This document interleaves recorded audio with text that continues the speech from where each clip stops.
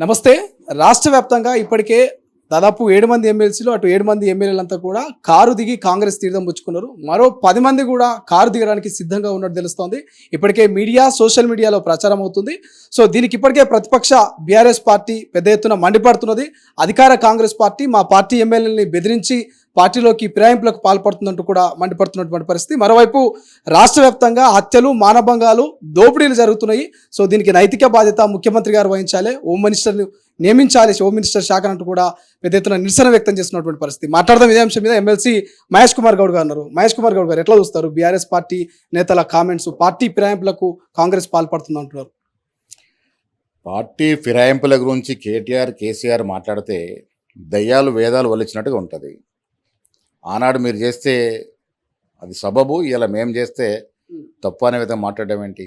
ఇలా బీఆర్ఎస్ ఎమ్మెల్యేలు మీ పార్టీని ఎందుకు వీడుతున్నారు అదొక్కసారి మీరు ఆత్మ పరిశీలన చేసుకోవాలి. కేసీఆర్ 10 ఏళ్ళు ముఖ్యమంత్రి ఉన్నప్పుడు ఎమ్మెల్యేల యొక్క పరిస్థితి ఏమిటి?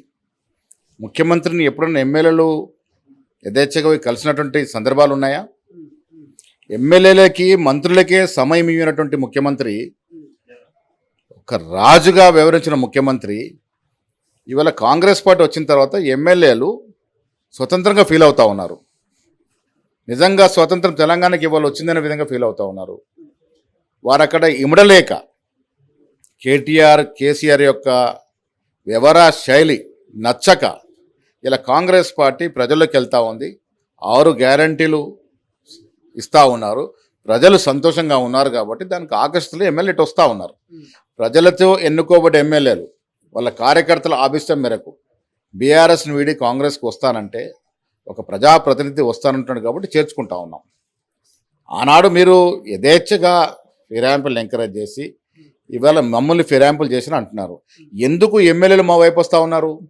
మీరు కాదా ప్రజాస్వామ్య పద్ధతిలో ఎన్నికైన కాంగ్రెస్ ప్రభుత్వాన్ని బీజేపీ టీఆర్ఎస్ కుమ్మకే కూల్ చేస్తాము, తోసేస్తామన్న అన్న మాటలు మీ కావా?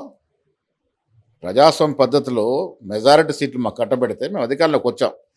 అలాంటి అధికారంలోకి వచ్చే కాంగ్రెస్ పార్టీని మేము కూల్చేస్తాం, ముఖ్యమంత్రి దిగిపోవాలి, ఈ రకమైనటువంటి ప్రకటనలు ఇవ్వడం వల్ల మీ దగ్గర ఉన్న ఎమ్మెల్యేలు ఈ రకమైన ప్రకటన తప్పు, అందుకే మేము వెళ్తాం అక్కడ బాసరకు నిలుస్తాం కాంగ్రెస్ పార్టీకి, తద్వారా ప్రజలకు సేవ అందిస్తామనే ఉద్దేశంతో ఇక్కడికి వస్తూ ఉన్నారు. వాళ్ళు చేసుకుంటా ఉన్నాం. ఉమ్మడి రంగారెడ్డికి సంబంధించినటువంటి 6 మంది ఎమ్మెల్యేలు ఖచ్చితంగా రేపో మాపో జాయిన్ కాబోతున్నట్టున్నారు. 6 మందేనా, ఇంకెవరైనా చేరే అవకాశం ఉందా? మీకు ఏమైనా టచ్లో ఉన్నారా? ఒకరొకరుగా వస్తూ ఉన్నారు. మేము కూడా చేర్చుకునే ముందు అక్కడ ఉన్నటువంటి స్థానిక పరిస్థితులు, స్థానికంగా కాంగ్రెస్ పార్టీ నాయకత్వం వీళ్ళందరూ సంప్రదింపులు జరుపుతూ ఉన్నాము. అక్కడ వాళ్ళందరూ కూడా మమ అన్న తర్వాత చేర్చుకుంటా ఉన్నాము. ఒక్కసారిగా రావడానికి సిద్ధంగా ఉన్నప్పుడు కూడా స్థానిక పరిస్థితులు, స్థానిక యొక్క సమస్యలను దృష్టి పెట్టుకొని చేర్చుకుంటా ఉన్నాం. ఏది ఏమైనా ఇలా రేవంత్ రెడ్డి గారి ప్రభుత్వం చేస్తున్నటువంటి సంక్షేమ కార్యక్రమాలు కానీ, అభివృద్ధి కార్యక్రమాలు కానీ, 6 గ్యారెంటీలు ప్రజలు చేరడం కానీ, ఇవన్నీ కూడా ప్రజలు సంతృప్తిగా ఉన్నారు కాబట్టి ఎమ్మెల్యేలు జాయిన్ అవుతూ ఉన్నారు. గతంలో బీఆర్ఎస్ కాంగ్రెస్ కు ప్రతిపక్ష హోదా లేకుండా చేసింది. సో ఇప్పుడు బీఆర్ఎస్ కూడా ప్రతిపక్ష హోదా లేకుండా చేసేందుకు కుట్రపూరిత రాజకీయాలు ఏమైనా కాంగ్రెస్ చేస్తుందా? ఈ ప్రజాస్వామ్యంలో ఎవరు దించరాదు, ఎవరిని ఎక్కించరాదు. ఇది ప్రజల నిర్ణయం.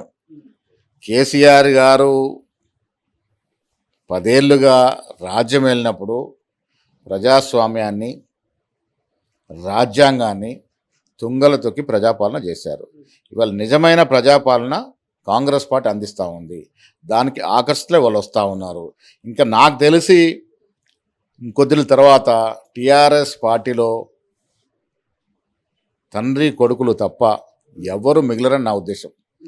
ఆఖరికి కేసీఆర్ మేనలైన హరీష్ రావు కూతురైన కవిత కూడా ఆ పార్టీలో ఉంటారో లేదో అనుమానం. అసలైన తొలి వెలుగు. ఫాలో వాట్సాప్ @తొలి వెలుగు official.